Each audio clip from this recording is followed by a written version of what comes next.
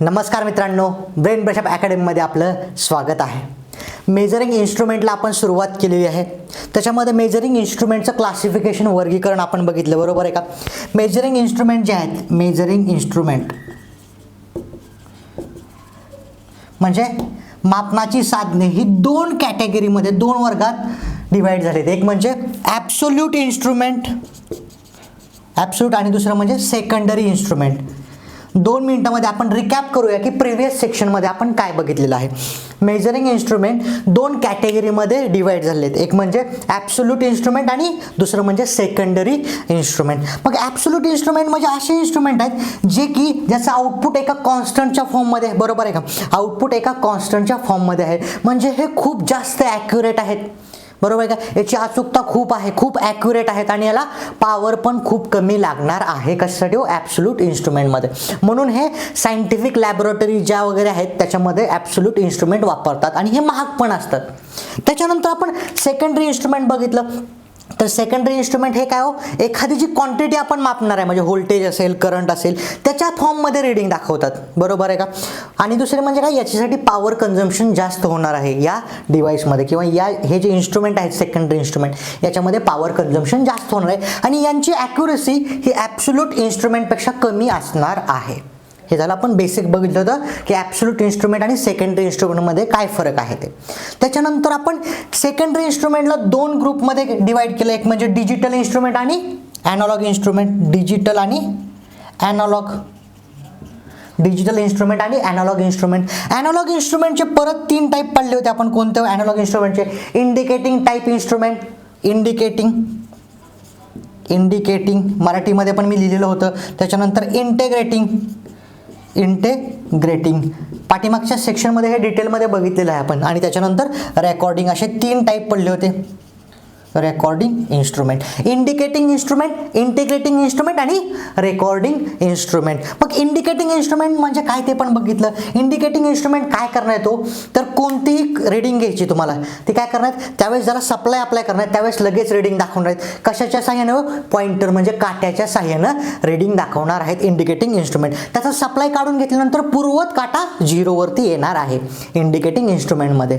म्हणजे एका पर्टिक्युलर क्षणाची लगेच किंवा इन्स्टंटची लगेच किंमत दाखवणार आहे. आपण लगेच मीटर लावला, लगेच रिडिंग दाखवणार आहे. मीटरचा सप्लाय काढून घेतला, लगेच किंमत 0 वर होणार आहे इंडिकेटिंग इन्स्ट्रुमेंटमध्ये.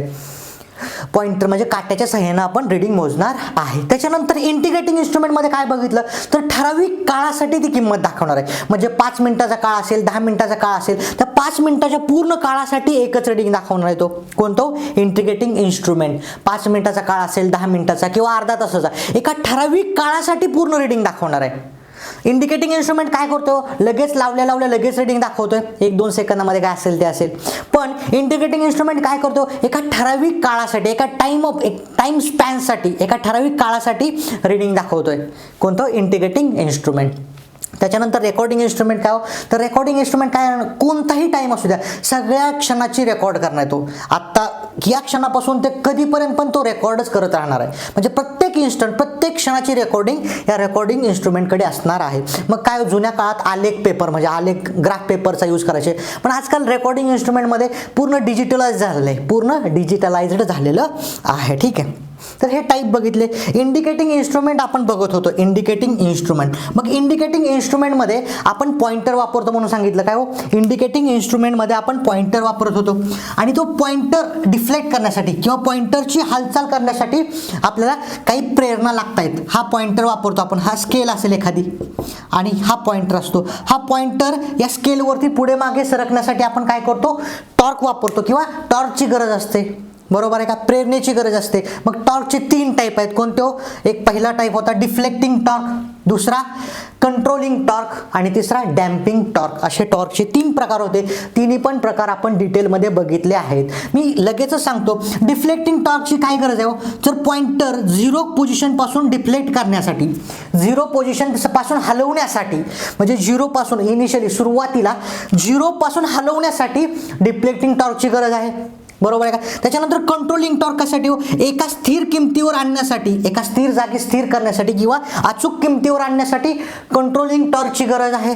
आणि कंट्रोलिंग टॉर्कची दुसरी गरज कोणती हो, सप्लाय काढून घेतल्यानंतर या काट्याला परत झिरोवरती आणण्यासाठी, या काट्याला पॉइंटरला परत झिरोवर आणण्यासाठी कंट्रोलिंग टॉर्कची गरज आहे. डिप्लेक्टिंग टॉर्क आणि कंट्रोलिंग टॉर्क, डिप्लेक्टिंग टॉर्क या दिशेने काम करतो आणि कंट्रोलिंग टॉर्क या दिशेने काम करतो, एकमेकाच्या विरुद्ध दिशेने काम करतात, हे मी तुम्हाला सांगितलेलं आहे.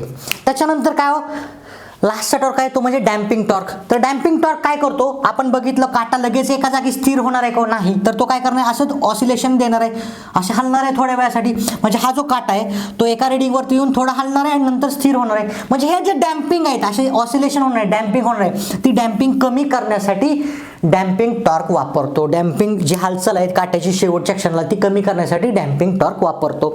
मग ह्या जे टॉर्क आहेत, हे तिन्ही टॉर्क निर्माण करण्याच्या पद्धती पण आपण बघितल्या. कंट्रोलिंग टॉर्क निर्माण करण्यासाठी दोन पद्धत वापरतो, ग्रॅव्हिटी कंट्रोल आणि स्प्रिंग कंट्रोल. ग्रॅव्हिटी कंट्रोलमध्ये काय हो, मीटर जो आहे तो, किंवा ग्रॅव्हिटी कंट्रोल जर वापरलं तर मीटर असा आपल्याला व्हर्टिकली उभाच ठेवावा लागणार आहे, आडवा चालेल का नाही. आणि ग्रॅव्हिटी कंट्रोलमध्ये स्केल कशी आहे हो, नॉन युनिफॉर्म, म्हणजे काय हो, क्रॅम्प्ड स्केल म्हणतो आपण. कसे क्रॅम्प्ड, म्हणजे सुरुवातीला जवळ आहेत आणि नंतर मध्यभागी समान आहेत आणि नंतर शेवटी पण जवळ आहेत, अशी क्रॅम्प्ड स्केल आहे. कशामध्ये, ग्रॅव्हिटी कंट्रोलमध्ये. पण स्प्रिंग कंट्रोलमध्ये काय हो, जी स्केल आहे ती सगळीकडे समान स्केल आहे, सगळीकडे समान स्केल आहे, म्हणजे रिडिंगसाठी पण सोपं जाणार आहे, अशी सगळीकडे समान स्केल आहे. आणि स्प्रिंग कंट्रोलमध्ये जी स्प्रिंग वापरतो आपण, ती स्प्रिंग फॉस्फरस ब्रॉन्झ या धातूपासून बनलेली असते. फॉस्फरस ब्रॉन्झ म्हणजे त्याची किंमत थोडीशी जास्त असते स्प्रिंग कंट्रोलची. पण स्प्रिंग कंट्रोल ग्रॅव्हिटी कंट्रोलपेक्षा कधीही चांगलं. लक्षात असू द्या, स्प्रिंग कंट्रोल हे ग्रॅव्हिटी कंट्रोलपेक्षा कधीही चांगलं. हे बेसिक आपण बघितलं होतं. मी रिपीट का केलं, तर हा जो पहिला सेशन होता त्याच्यावर तुम्हाला जास्तीत जास्त प्रश्न विचारले जाऊ शकतात. बाकीचे पण इम्पॉर्टंट आहेत, पण काय आपल्याला डिटेलमध्ये जायचं नाही आहे. जे परीक्षेच्या दृष्टीने जेवढं इम्पॉर्टंट आहे तेवढंच आपल्याला बघायचं आहे. मग आता नेक्स्ट लेक्चरमध्ये आपण चालू करणार आहेत, म्हणजे या लेक्चरमध्ये बघणार आहेत types of indicating instrument. Indicating मापक जे आहेत त्याचे प्रकार बघणार आहेत. त्याचे भरपूर प्रकार आहेत, ठीक आहे. पहिला प्रकार आहे मूव्हिंग कॉईल. मूव्हिंग कॉईल आहे, मूव्हिंग आयर्न आहे, हॉट वायर आहे, हे भरपूर टाईप आहेत. पहिला टाईप आहे तो म्हणजे मूव्हिंग कॉईल मीटर. पहिला टाईप आहे मूव्हिंग कॉईल मीटर, त्यालाच इंग्लिशमध्ये असंही म्हणतो आपण PMMC meter. PMMC meter, PMMC म्हणजे परमनंट मॅग्नेट मूव्हिंग कॉईल. PMMCचा लॉंग फॉर्मच काय हो, permanent magnet moving coil, permanent magnet type meter असंही म्हणतो आपण simply. Permanent magnet moving coil काय हो, परमनंट मॅग्नेट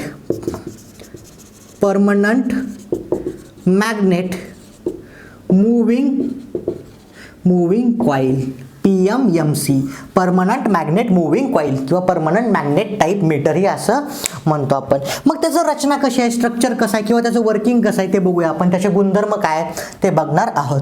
मी इथे डायग्राम ड्रॉ केलेली आहे PMMC मीटरची. PMMC यालाच डी आर्सनाल मीटर असंही मग तुम्ही ऐकलं असेल. यालाच आणखी एक नाव आहे डी आर्सनाल गॅल्व्हनोमीटर असंही म्हणतात. डी आर्सनाल गॅल्व्हनोमीटर असंही म्हणतात PMMCला. तुम्हाला कधी कधी PMMC विचारतात किंवा मेन्शन करतात की डी आर्सनाल गॅल्व्हनोमीटर. PMMCला दुसरं एक नाव आहे डी आर्सनाल गॅल्व्हनोमीटर, ठीक आहे.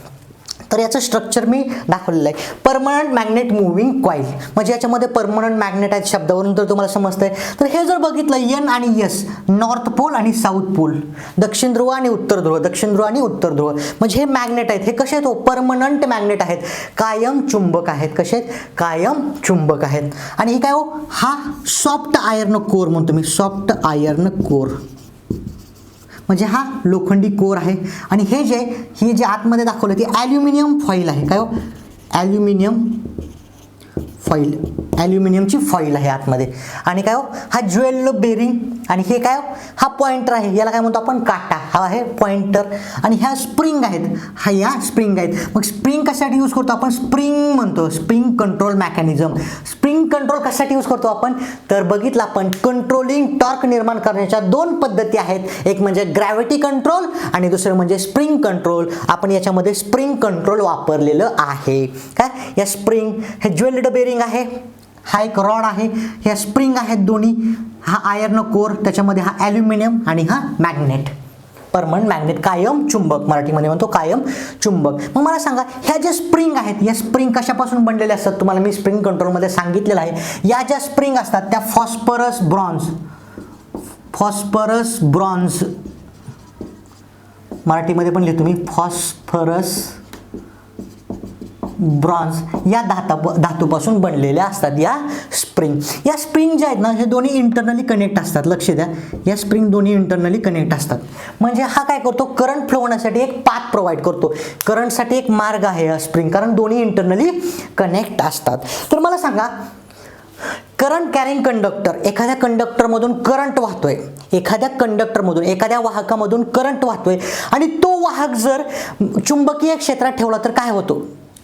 एखादा वाहक जर करंट कॅरिंग कंडक्टर म्हणतो, वाहकामधून जर करंट जात असेल आणि तो जर चुंबकीय क्षेत्रात ठेवला तर काय करतो, जो वाहक आहे, जो कंडक्टर आहे, तो फोर्स एक्सपिरियन्स करतो, म्हणजे त्याच्यामध्ये थोडीशी हालचाल होते. कशामध्ये, तर त्या कंडक्टरमध्ये. त्यालाच म्हणतो आपण व्हेन करंट कॅरिंग कंडक्टर, लक्ष द्या इंग्लिशमध्ये म्हणतो when current carrying conductor placed in a magnetic field it experiences force.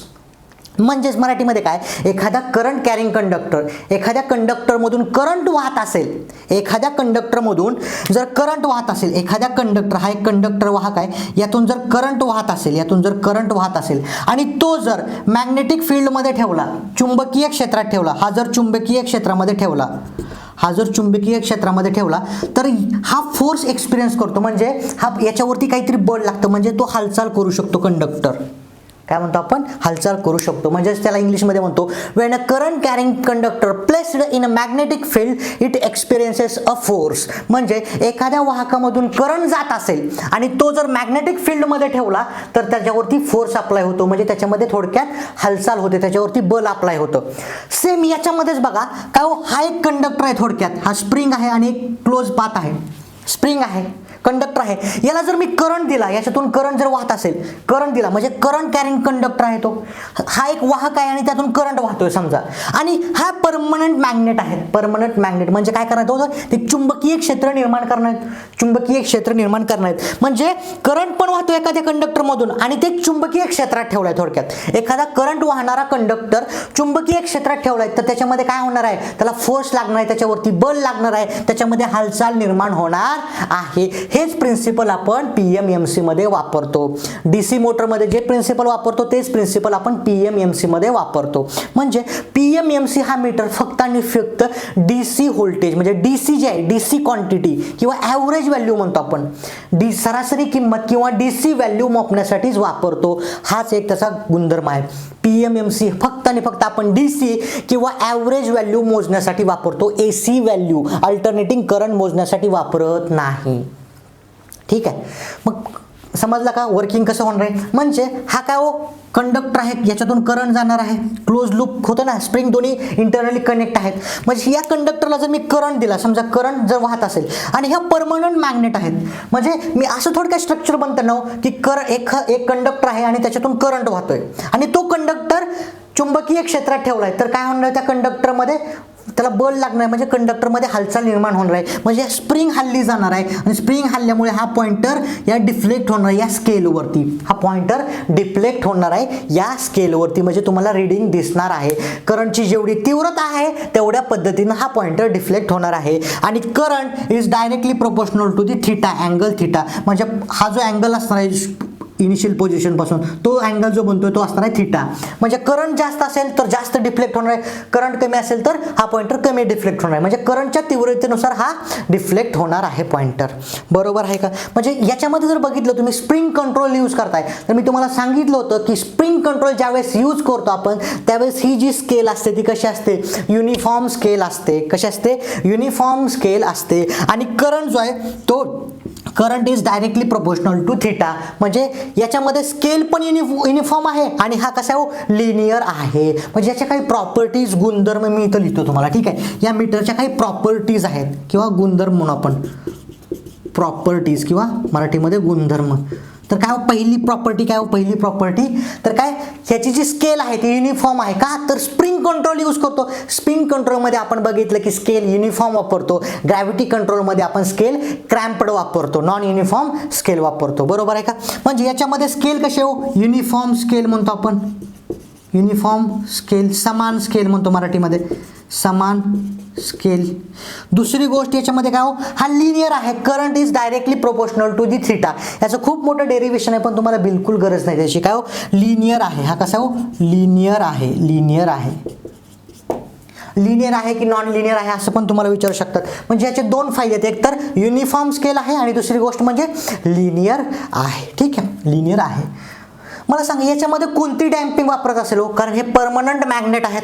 मी तुम्हाला डॅम्पिंगमध्ये सांगितलं आपल्याकडे डॅम्पिंग प्रोड्यूस करायचे 3 पद्धती आहेत. कोणती हो 3 पद्धत air friction damping, liquid damping किंवा फ्लुइड डॅम्पिंग म्हणतो आणि तिसरी कोणती हो eddy current damping. Air friction damping, liquid damping आणि एडी करंट डॅम्पिंग अशा 3 डॅम्पिंग आहेत. जास्त कोणती यूज करतो आपण एडी करंट डॅम्पिंग. त्याच्यामध्ये पण बघितलं आपण एअर फ्रिक्शन डॅम्पिंग कधी यूज करतो ज्यावेळेस कमी चुंबकीय क्षेत्र आहे वीक मॅग्नेटिक फील्ड आहे त्यावेळेस. मी तुम्हाला डिटेलमध्ये सांगितलेलं आहे एअर फ्रिक्शन डॅम्पिंग आठवतंय का. एअर फ्रिक्शन डॅम्पिंगमध्ये चेक करा जिथं कमी चुंबकीय क्षेत्र आहे तिथं आपण एअर फ्रिक्शन डॅम्पिंग वापरतो. लिक्विड डॅम्पिंग तर आपण जास्त करून वापरतच नाही का तर लिकेजचा प्रॉब्लेम आहे.